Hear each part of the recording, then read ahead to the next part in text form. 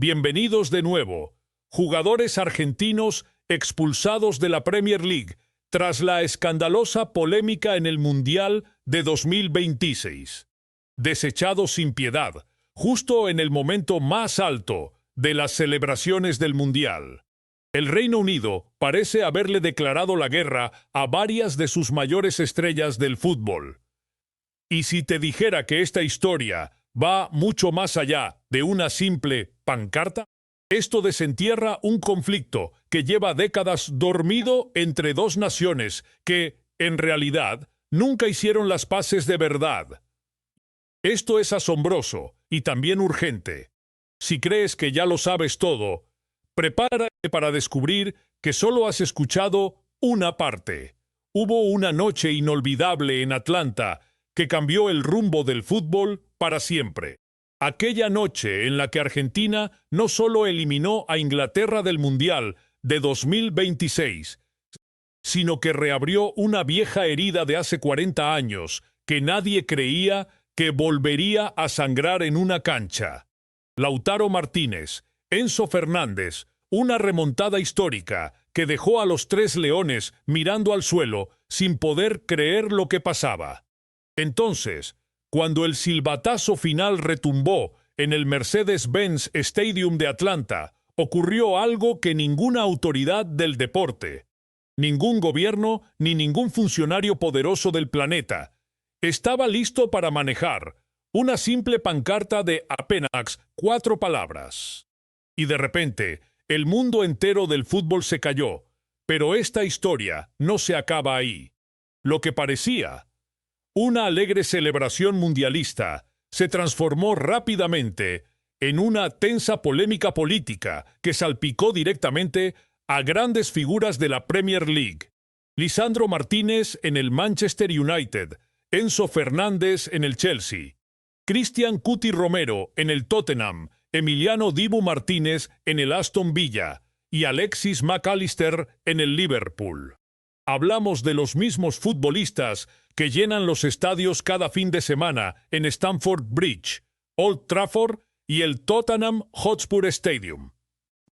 Sin embargo, hoy se encuentran en medio de una tormenta de escala internacional.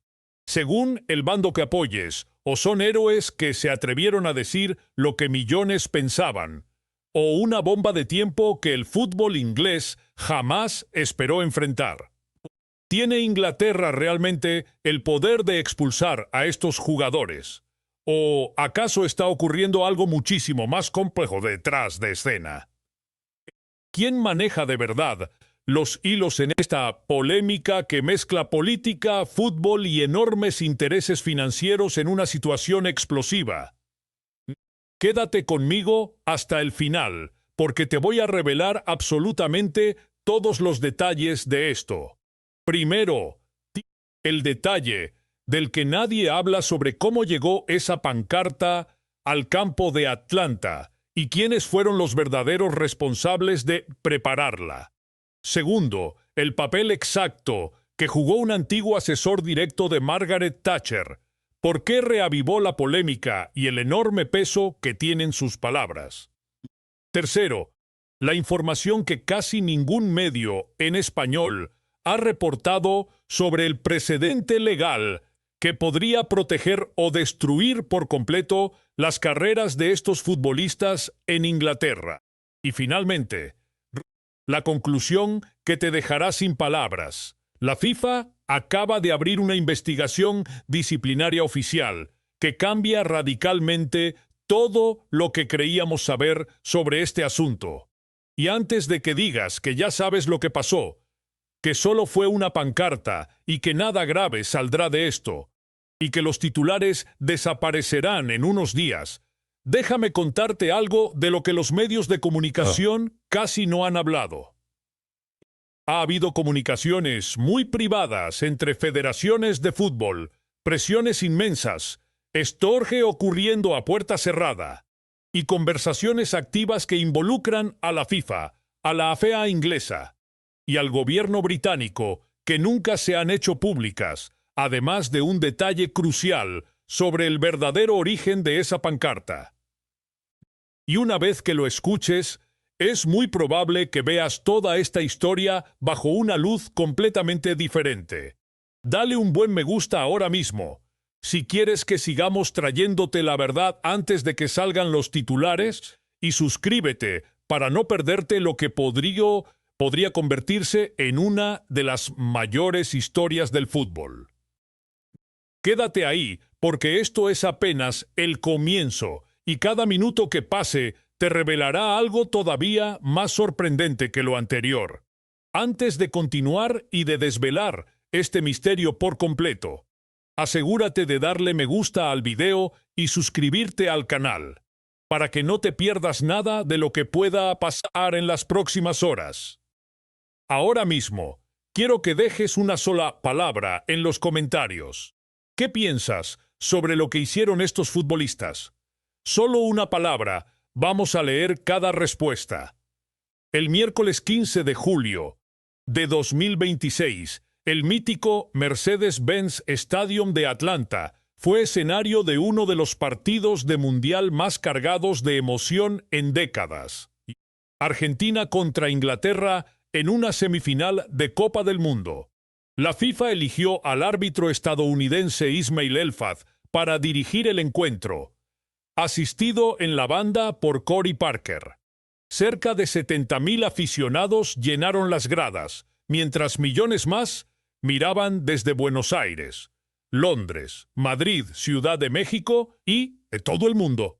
Argentina llegaba tras una campaña memorable, habiendo terminado invicta la fase de grupos tras medirse contra Argelia, Austria y Jordania. Ya habían conmocionado al planeta fútbol al remontar una desventaja de 2 goles frente a Egipto, para luego vencer a Suiza en la prórroga y meterse en semifinales. La albiceleste de Lionel Scaloni, vigentes campeones del mundo con Lionel Messi liderando el grupo, firmaban lo que muchos analistas tildaban como el mejor rendimiento estadístico del torneo. Inglaterra saltaba al campo cargando la presión de un país que seguía buscando su primer título mundial desde 1966. Comandada por Harry Kane y Jude Bellingham, esta talentosa generación estaba convencida de que por fin podría reescribir la historia. El choque en sí dio todo lo esperado. Inglaterra dominó durante larguísimos tramos de juego, y en el minuto 55, Anthony Gordon adelantó a los Tres Leones al rematar un centro perfecto de Morgan Rogers. El gol silenció a los miles de hinchas argentinos dentro del estadio, dejándolos completamente mudos tras haber viajado desde tan lejos hasta Atlanta. Entonces llegó el minuto 74. Alexis McAllister se elevó por encima de la defensa y metió un frentazo potente que terminó estrellándose en el poste de Jordan Pickford. Poco después, Pickford hizo otra salvada espectacular para frustrar a la Argentina de nuevo. Todo indicaba que el destino ya tenía un ganador. Esa noche, la esperada remontada de la Argentina simplemente no iba a llegar. Pero en el 85 apareció Enzo Fernández, el jugador que luego protagonizaría la mayor polémica de todo el torneo. Él controló la pelota fuera del área y sacó un disparo potentísimo con precisión absoluta. Pickford no pudo hacer nada. El estadio estalló con el empate argentino, y casi se sintió como si el final se hubiera escrito más allá de la imaginación humana. Entonces, en pleno descuento del partido, brillante pase de Lionel Messi y cabezazo letal de Lautaro Martínez para el gol decisivo. La Argentina completaba una remontada histórica de 2-1 y sellaba su pase a otra final del mundo. La fiesta no había hecho más que empezar, pero lo que ocurrió tras el pitazo final es lo que ahora ha desatado la furia en 2 países, varias federaciones de fútbol y toda la Premier League. Los futbolistas argentinos festejaban con locura, mientras el griterío dentro del estadio alcanzaba niveles ensordecedores. De pronto, desde la grada, arrojaron una pancarta al campo. Era una gran tela blanca con 4 palabras muy claras. Las Malvinas son argentinas. En cuestión de minutos, las imágenes recorrieron el mundo entero. El video mostraba claramente a Giovanni Lo Celso siendo uno de los primeros en desplegar el trapo. Lisandro Martínez, defensor del Manchester United, la sostenía firmemente con ambas manos. Cristian Cuti Romero, del Tottenham Hotspur, la exhibía con sus compañeros. Nicolás Otamendi también aparecía muy claro en la escena, mientras Enzo Fernández, del Chelsea, apareció después sumándose a los festejos de todos. El origen exacto de la pancarta nunca se confirmó de manera oficial. Una versión afirma que la hicieron con la sábana de un hotel donde se concentraba el plantel argentino. Otra versión dice que la entregaron unos hinchas que planearon este momento durante varios días. Lo seguro es que llegó al césped y terminó en manos de los jugadores.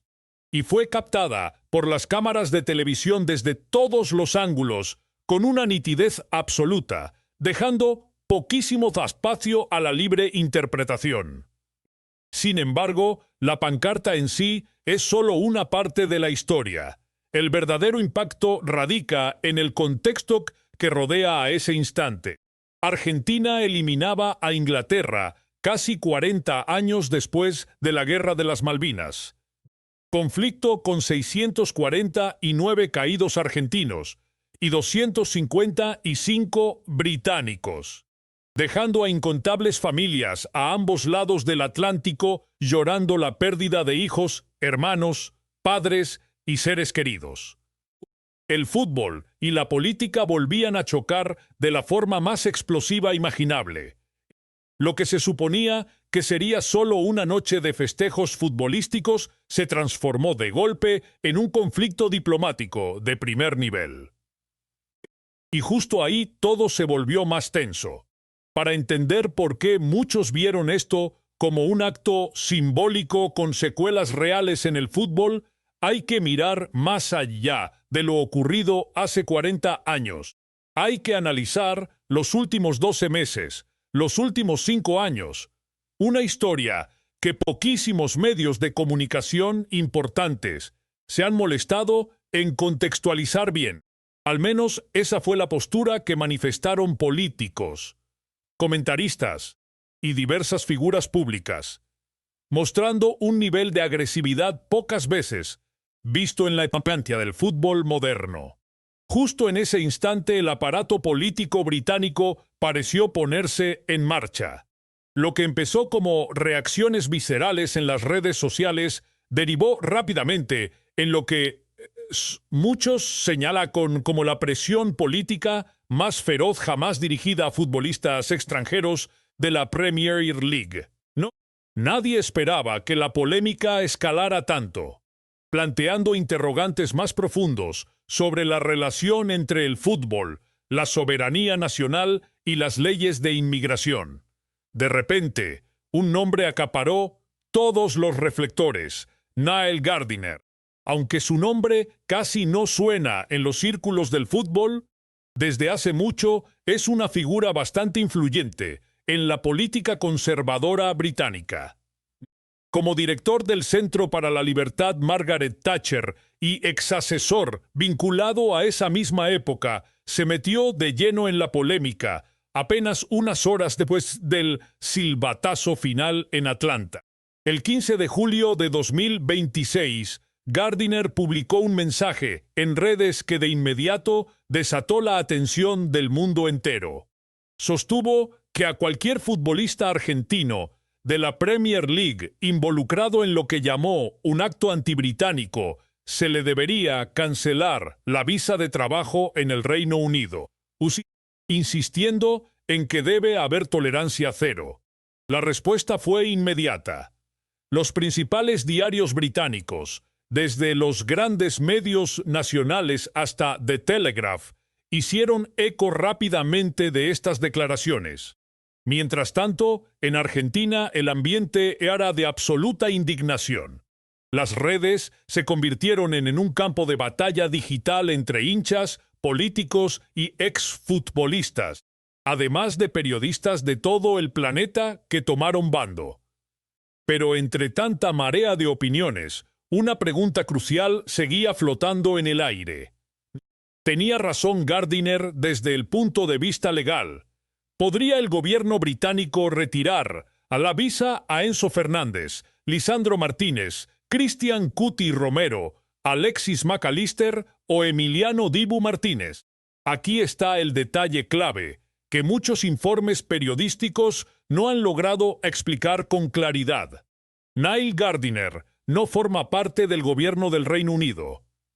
Se trata de un comentarista político y un analista influyente, pero no tienen autoridad ejecutiva. La única institución con el poder legal para revocar visas de trabajo en suelo británico es el Ministerio del Interior.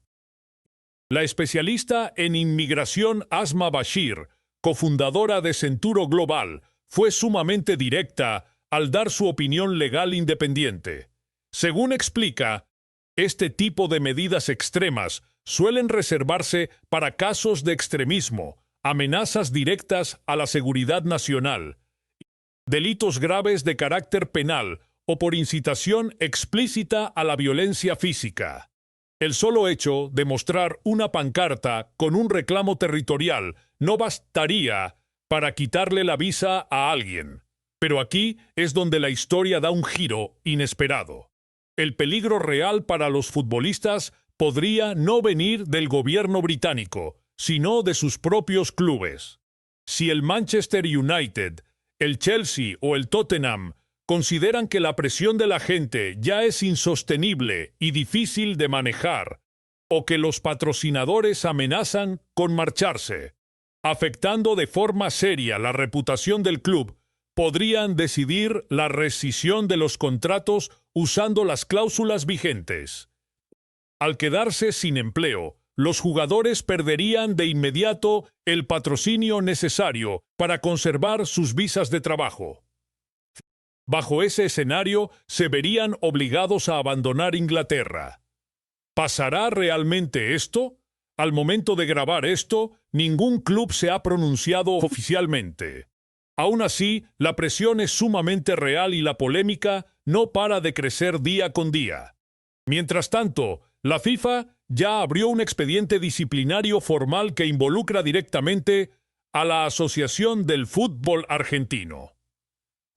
El 29 de julio de 2026, la Comisión Disciplinaria de la FIFA confirmó el inicio del proceso, incluyendo la investigación por exhibir la pancarta sobre las Malvinas, calificándolo como una manifestación política ajena al deporte que podría violar el artículo 4 de las reglas de juego de la IFAB. Entre los futbolistas más señalados en esta investigación se encuentran Giovanni Lo Celso, Lisandro Martínez y Cristian Cuti Romero. Déjame preguntarte algo directo. Si la FIFA multó a la Federación Argentina con 30.000 francos suizos en 2014 por un hecho idéntico, ¿qué garantías hay de que la historia sea distinta esta vez? ¿O acaso el máximo organismo del fútbol volverá a ser cuestionado sobre si sus criterios disciplinarios varían según la atención mundial que reciba el caso?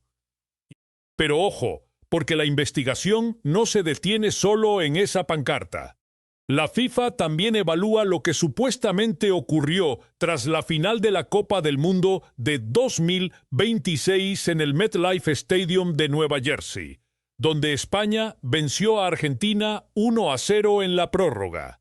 Tras el silbatazo final, se reportaron más peleas y empujones entre futbolistas de ambos planteles. De hecho, Leandro Paredes encara 3 acusaciones de supuesta agresión física.